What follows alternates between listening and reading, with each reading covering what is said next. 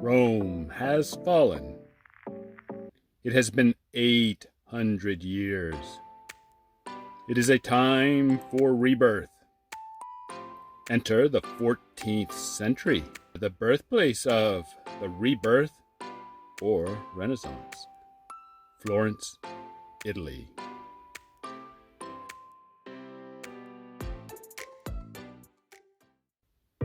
And now the woeful sounds of actual pain begin to break upon mine ears.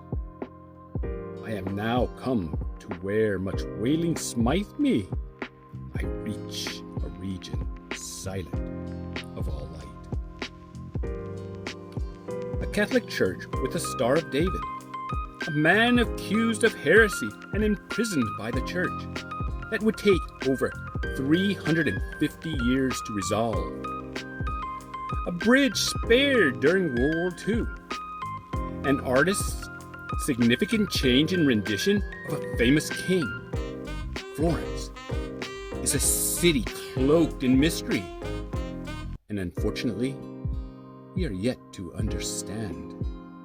For when we truly understand the history of Florence, the world will be a better place. The 14th century ushers in a cultural movement called humanism. Humanism is an elusive word. It promotes man as the center of his own universe, believing in the goodness of people, embracing our achievements in education, classical arts, literature, and science. However, like all change, this brings about difficulties. Attaching an importance to humans lessened the importance on divine or supernatural matters. Galileo challenged the beliefs regarding the center of the solar system, only to meet opposition. As we've heard in the previous videos about Italy, art changed as well. You may remember me mentioning Michelangelo in the Vatican video. Well, he is from Florence, the birthplace of the Renaissance. Is the statue of David one of Michelangelo's most important pieces of work? Did you know someone else began sculpting the statue years before Michelangelo? Originally, the statue of David was to sit atop the roof of the Cattedrale di Santa Maria del Fiore, Cathedral of Saint Mary of the Flower. Agostino di Duccio started chiseling away at the massive marble stone in 1464, almost a decade before Michelangelo's birth. It would not be until 26 years after Michelangelo's birth that he, Michelangelo, would take over the task of sculpting the statue of David. Yes, resume. A slightly chipped away stone would sit dormant in the environmental elements of rain, sun, temperature change, waiting to become a masterpiece. The statue was far too heavy and impressive to be located atop the building or church, basically out of sight. Remember, people did not carry smartphones or cameras with zoom capability. Therefore, it was decided that the statue would be placed in the Palazzo della Signoria, where it stood for almost 4 centuries before its relocation to the Galleria dell'Accademia. What you see in the Palazzo della Signoria today is a replica of the statue. Located in the Piazzale Michelangelo is the bronze replica that provides a panoramic view of Florence's skyline, where you can see the dome of the Cattedrale di Santa Maria del Fiore. So, why is the statue of David so important? From an art perspective, using only a mallet and chisel to sculpt a statue 3 times the size of a human without laser technology to perfectly resembling a human in proportion, beauty, and detail is no easy feat. Maybe it is the mystery behind the statue. Mystery? Yes. I will discuss this in a few moments. Historically, Michelangelo is one of the greatest artists of all time. He was an influencer before the word existed, coming at a time of change, of rebirth, the Renaissance era. Symbolically, the statue exemplifies the city of Florence, symbolizing independence and strength. Italy is operating as independent governments since the Republic of Italy is yet to be established. This means there was constant competition or wars amongst the different states. Florence is the force behind the Renaissance. A war is underway between the Philistines and Israelites. While it was a battle of torment, it was only a battle with words. Yes, it is your classical battle of bullying that still exists today. With a thunderous voice and standing as tall as a mountain, Goliath's presence alone was terrifying. David sat in the comforts of his home, while for 40 days the Israelites stood quivering in place facing the giant. Finally, a young man, half the size of the tormentor, showed up on the battlefield. What king would send a child into battle? David pleaded with the king to face off against Goliath. Who brings a slingshot to a sword fight? As you know, David defeated Goliath. Do you see the detail, the muscles, the veins, etc. in the sculpture? Do you like telling stories? Do you enjoy watching movies? What makes them so interesting? Did you know that Michelangelo was a storyteller? Michelangelo used art to tell stories. He sculpted David as a young man moments before his battle with Goliath, rather than afterwards. This obviously affects David's expression of possible determination or fear, rather than satisfaction of victory. Why did he not follow the crowd and sculpt David as a young boy?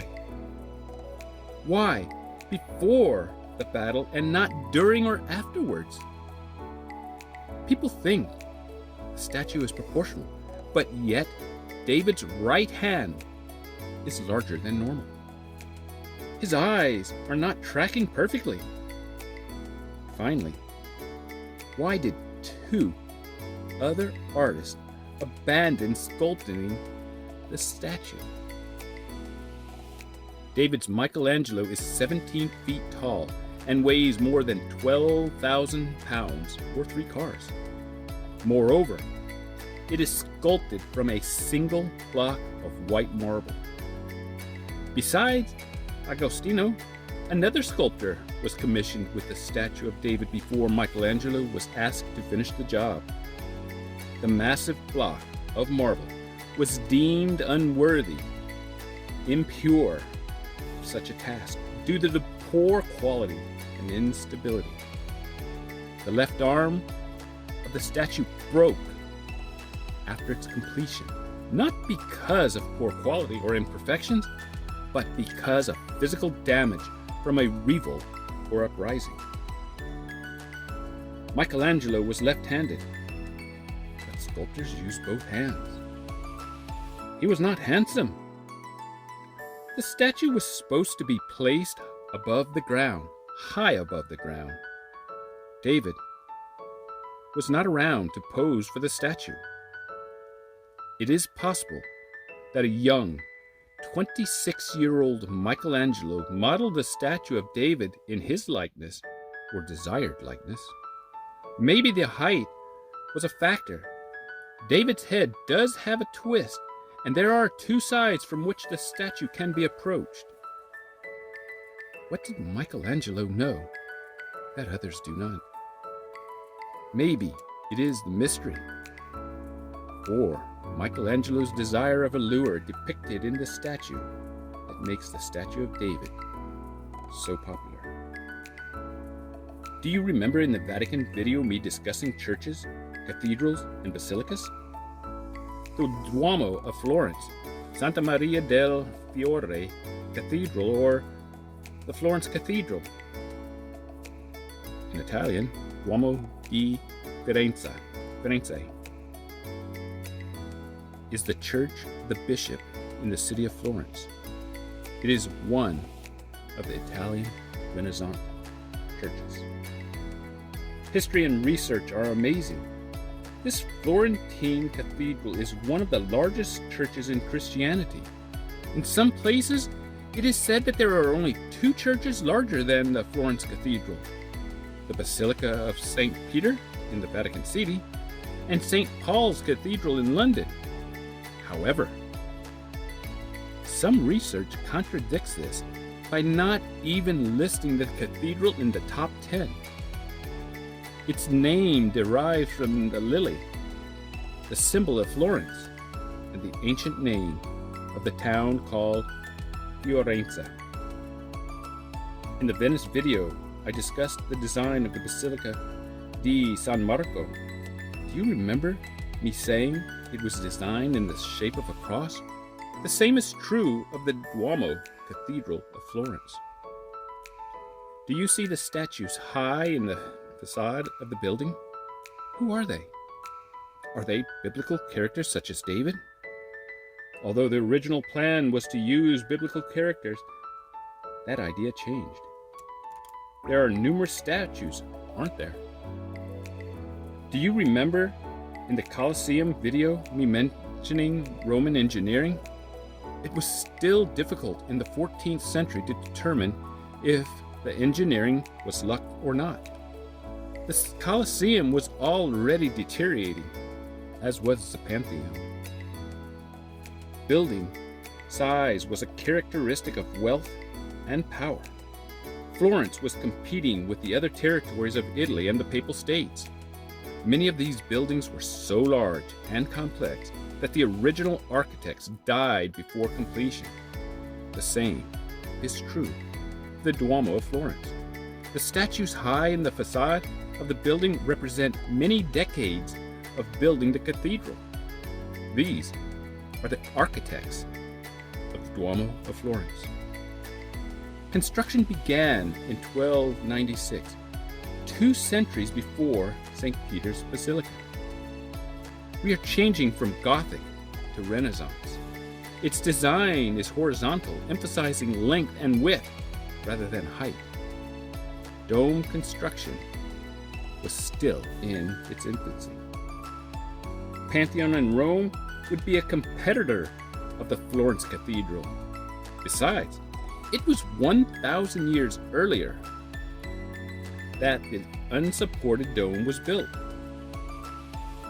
The area that the Florence Cathedral dome was about the same size, but no one knew how to build a dome light enough that would not collapse. The design would take the form of an ogival, a pointed dome, or a more oval dome, and less round. Sounds easy, doesn't it? Well, as a first of its kind, it was not easy. New tools and a learning curve were needed. Remember, there were no cranes. Yes, similar to the Colosseum, lifting equipment needed to be built. While the statue of David was a white marble block, do you notice the cathedral's green, pink, and white marble? There are not many cities along the Arno today. The river actually divides Florence in half, north and south. The Ponte Vecchio, or Old Bridge, was the only bridge across the Arno in Florence until the 13th century. Rebuilt after a flood in 1345, the current bridge is a historical interest rarely found. This bridge actually has shops on it from as far back as the 13th century. Back then, there were all types of shops, including butchers and fishmongers. What are you thinking? Are you thinking that it's no big deal? People need to buy meat and fish somewhere? Or are you wondering if it smelled? Well, the stench was intolerable. 200 years later, a decree limiting the shops to only goldsmiths and jewelers would allow the smell of the seasons. No, not the seasoning for food, but spring, summer, autumn, and winter. Additional bridges in Florence were built across the Arno. World War II is upon us. Germans occupy Florence. With many bridges crossing Arno, did you know all but one was destroyed? Destroyed? For some unknown reasons, the Germans did not destroy the Ponte Vecchio. Some people say that Hitler liked the bridge, so he chose to spare it. Hitler visited Florence in 1938. The Germans occupied Florence in 1943. That's 5 years later. A war is going on. Not an ordinary war, but a world war. Do you think Hitler is going to remember a bridge from 5 years earlier, especially during a war? Throughout history, the Arno has flooded Florence. While I live near the Mississippi River, when it floods, it does not affect me. Having experienced Hurricane Katrina firsthand, I am aware of the damage caused by water rising 20 feet. Visiting Florence and seeing the riverbanks of Arno, it is difficult to imagine the river cresting the banks. Seeing the statue of David at 17 feet, not counting the stand on which he is displayed, is difficult to truly appreciate until you see someone next to it. I mention this because on November 4th, 1966, the bridge miraculously withstood the tremendous weight of water and silt when the Arno once again burst its banks. You can see why Ponte Vecchio is a historical marvel. Reiterating the time to build churches and the numerous architects, what do you notice about this Catholic church? Do you see the Star of David? Rebuilt beginning around 1294 for the Franciscan order, the Basilica di Santa Croce is all-encompassing. Erecting a stadium for the 500-year-old traditional Florence soccer match, the Calcio Storico Florentino, prevented me from getting better pictures of the Basilica. Santa Croce is the world's largest Franciscan church. Yes, it is in the Gothic style. But remember, the Renaissance era is 2 centuries away. The marble facade dates from 1857 to 1863. Niccolò Matas, the architect of the facade, included the Star of David in his design. While first impressions are towards Judaism, the Star of David applies to Catholicism and other religions as well. Matatis was Jewish, but wanted to be buried in the basilica. He chose to design the facade. He is buried outside the main door of the basilica, under the threshold. Michelangelo is buried in Santa Croce. Do you remember me mentioning the issue between Galileo and the church? It would be almost a century before he, Galileo, was allowed a Christian burial in the church. There are many other great people buried in the church, such that it is referred to as the lieu de mémoire, il Pantheon delle Glorie Italiane, the pantheon of Italian glory, Tempio dell'Italia Glorie, the temple of the Italian glories. Dante Alighieri, a Florence-born poet and politician who was exiled from the city of his birth. Born in 1265, he was the founding father of the Renaissance, which is hundreds of years in the future. Dante's political views eventually resulted in his exile. His views against what he saw as abuse of power and corruption of the popes resulted in his exile. Remember, the papal states and that Italy's unification is 6 centuries away. Since I have an Italian friend who watches my videos, I am including another bit of information about Dante for her. Dante ushered in the Tuscan dialect. Dante was charged on fictitious charges, but because Italy consisted of many kingdoms at the time, and he was not in Florence, he escaped the charges by never returning to Florence. Dante supported the Roman Empire and Christianity, such that he hoped the Roman Empire would restore Christian order to Europe. Ravenna, Italy, is where Dante died, and his mausoleum is located. The tomb in Florence, outside the Basilica di Santa Croce, is just a memorial.